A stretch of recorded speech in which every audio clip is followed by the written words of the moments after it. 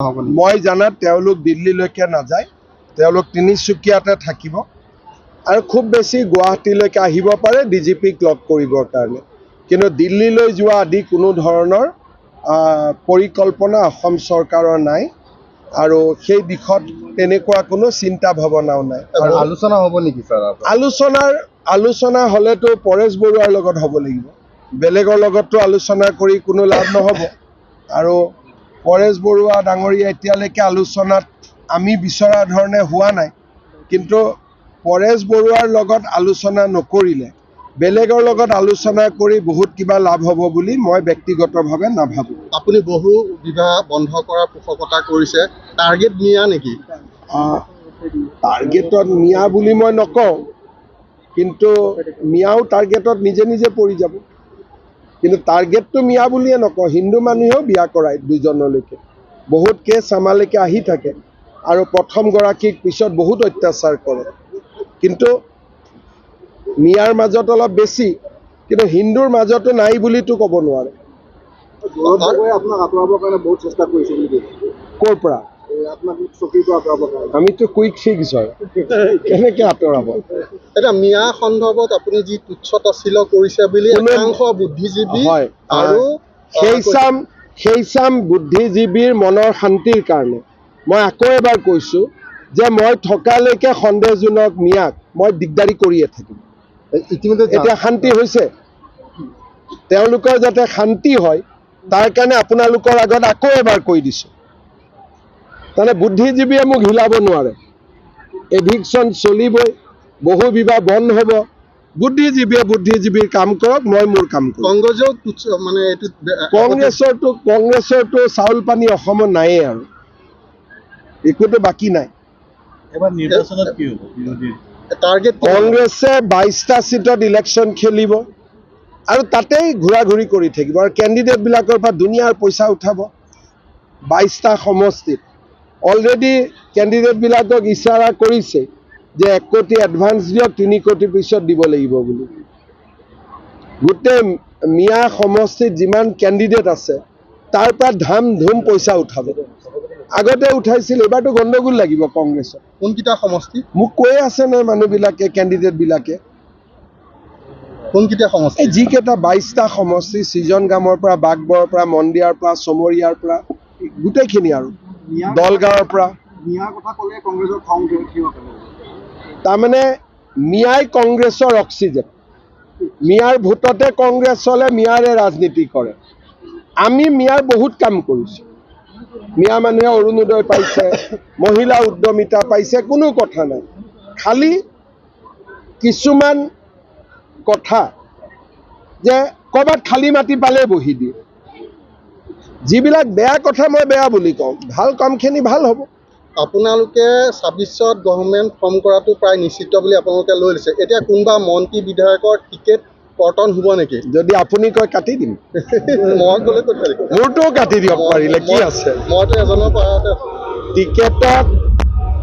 টিকেটৰ ক্ষেত্ৰত আমি ইয়াত ক'বলগীয়া একো নাথাকে। JP নাড্ডা ডাঙৰীয়াৰ অধ্যক্ষতাত চেণ্ট্ৰেল পাৰ্লিয়ামেণ্টাৰী কমিটিয়ে সিদ্ধান্ত লয় টিকট কোনে পাব নাপাব, কিন্তু বহুত বেছি থাকিব। আৰু সাধাৰণতে বিজেপিত মুখৰ পৰিৱৰ্তনো হয় আৰু বিজেপিত আমাৰ সদায় চেষ্টা থাকে যে নতুন উদীয়মান যুৱকে যাতে স্থান পায়, মহিলা প্ৰাৰ্থীৰ সংখ্যা আগতকৈ যাতে বাঢ়ে। এই দুটা প্ৰচেষ্টা আমাৰ থাকিবই। আগত যদি মহিলা 4 গৰাকী আছে, এইবাৰ 5 গৰাকী হওক। নতুন ইয়ং ব্লাড যাতে আহি থাকে, পাৰ্টিটো যাতে এক প্ৰকাৰ এনেকুৱা হৈ নাযায় যে নতুন পুৰুষ তাতে নাহে। যোৱাবাৰে যেনেকৈ আমি কৃষ্ণ কমল তাঁতীক টিকট দিছিলোঁ একদম ডেকা ল'ৰা হিচাপে, গতিকে এইবাৰো তেনেকুৱা ডেকা ল'ৰাই নিশ্চিতভাৱে টিকট পাব। কোন সমষ্টিত পায় তাক মই ক'ব নোৱাৰোঁ, কিন্তু নিশ্চিতভাৱে একেবাৰে নতুন যুৱকেও টিকট পাব। চিটিং গেটিং তাৰমানে কনফাৰ্ম নহয়। আমাৰ পাৰ্টিত চিটিং গেটিং নাথাকে আৰু এইবাৰ চিটিং গেটিং এনেও নাই। কিহৰ কাৰণে? সমষ্টিবিলাকেই পৰিৱৰ্তন হৈ গ'ল। এতিয়া ময়ে ক'ত চিটিং গেটিং, মোৰতো নিজৰ সমষ্টি নাই এতিয়া, গতিকে ময়োতো বেলেগ এটা জেগাত গৈ উঠিব লাগিব। এইবাৰ চিটিং গেটিং নাই। স্যাৰ ৰঙাপাৰা সমষ্টিত জুবিন উচ্ছেদৰ কিবা ক্ষেত্ৰত ব্যৱস্থা অনাহুত হ'ল? এক পৰিস্থিতি হা?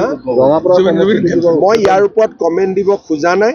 চাৰ্জশ্বিট দিয়াৰ পিছতেই তাত চৰকাৰী আপোনালোকে একশ্যন দেখাব। 10 তাৰিখে চাৰ্জশ্বিট দিব 8তে দিয়াৰ প্ৰচেষ্টা। ডিচেম্বৰ। অঁ, আঠ 8 ডিচেম্বৰতে দিয়াৰ প্ৰচেষ্টা। কিবা কাৰণত 10 তাৰিখ গ'ল। আৰু তেতিয়ালৈকে মই সমাধিত চকু দিয়া নাই। 10 তাৰিখৰ পিছত বাউণ্ডেৰী ৱাল টোৱাল আমি কংগ্ৰেছে চব চান্স কৰিম। লৈ আছে নেকি এই জুবিন গাৰ্গক? কংগ্ৰেছে এটা নিৰৰ্থক প্ৰচেষ্টা কৰি আছে। কাৰণ Zubeen Garg, Congress, BJP, CPM, CPI সকলোৰে কোনো এটা দলৰটো নহয়। তেওঁলোকে জুবিনক কংগ্ৰেছীকৰণ কৰাৰ প্ৰচেষ্টাটো সেইটো কোনো মানুহে ভাল নাপায়। কাৰণে তেওঁলোকৰ এই প্ৰচেষ্টাৰ কাৰণে 2টা ভোট কমিব, 2টা ভোট নাবাঢ়ে। কেতিয়াবা গৌৰৱ গগৈ ক'বচোন যে জুবিন গাৰ্গৰ গান এটা কেইটামান পেৰাগ্ৰাফ গাই দে বুলি, গাই দিব পাৰিব নেকি? তেওঁলোকে জীৱনকালত জুবিনক কেতিয়াও সন্মান দিয়া নাছিল। অখিল গগৈ বেছিকৈ খোৱা দেখিবলৈ পোৱা গৈছে। অখিল গগৈ মানুহটো অলপমান হুচ নাথাকা মানুহ। আজি কংগ্ৰেছৰ মিটিঙত যাব, কালি কেজৰিৱালৰ তাত যাব, পৰহি শাৰদ পাৱাৰ তাত যাব।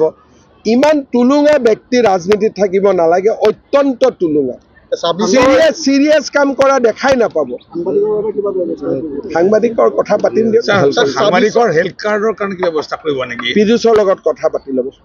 ছাৰ আপুনি কৰাটো মোৰ কোনো আপত্তি নাই। 26ৰ ইলেকশ্যনত গৌৰৱ গগৈ ফৰেনৰ ইছ্যুটো থাকিব নে নাথাকে? এইটো ইছ্যু ডিচেম্বৰতে আহি যাব।